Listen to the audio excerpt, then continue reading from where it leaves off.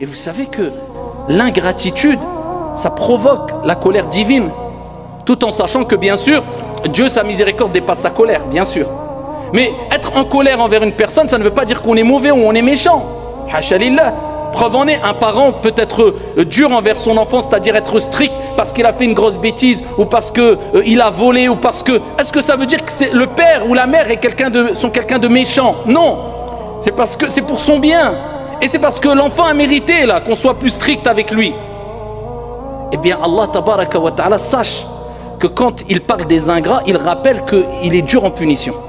Il n'a pas dit le bienfait va disparaître directement. Il rappelle qu'il est dur en punition comme on va le voir. Rapporté par Abu Daoud bisanadin Hassan. Regardez l'importance de shukr. De shukr, la reconnaissance. Dire alhamdulillah, merci Allah. Arrêtez de se plaindre. Hana illa man rahim Allah. Ce n'est même plus, on n'est plus reconnaissant quelquefois dans les bienfaits. Tout ce que Dieu nous a donné comme bienfait. Tous les bienfaits, ils sont indénombrables. Mais quelquefois, non seulement on ne remercie pas Dieu, mais en plus on se plaint. Cerise sur le gâteau, on se plaint. Qu'est-ce que Dieu va... Comment voulez-vous que Dieu soit satisfait de nous dans cet état-là? On se plaint alors que des gens vivent la misère dans le monde.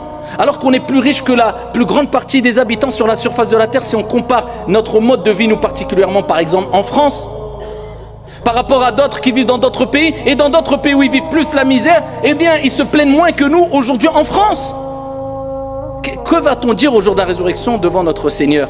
Avec tous les bienfaits qu'on a aujourd'hui, il faut dire ce qui est. En France, nous vivons dans un pays où beaucoup de bienfaits nous sont apportés, où beaucoup nous envient, tant au niveau du confort de vie que même au niveau, bien sûr, il y a des épreuves dans tous les pays du monde, mais même au niveau de notre pratique religieuse. N'est-ce pas un bienfait de Dieu que nous sommes rassemblés, des centaines de musulmans et musulmanes, dans toutes les mosquées de France un vendredi pendant le mois de Ramadan, en sécurité? Si ça ne fait pas partie d'une grâce de notre Seigneur tabaraka wa ta'ala. Et oublier les bienfaits d'Allah Azza wa Jal et ne pas être reconnaissant, c'est quelque chose de grave.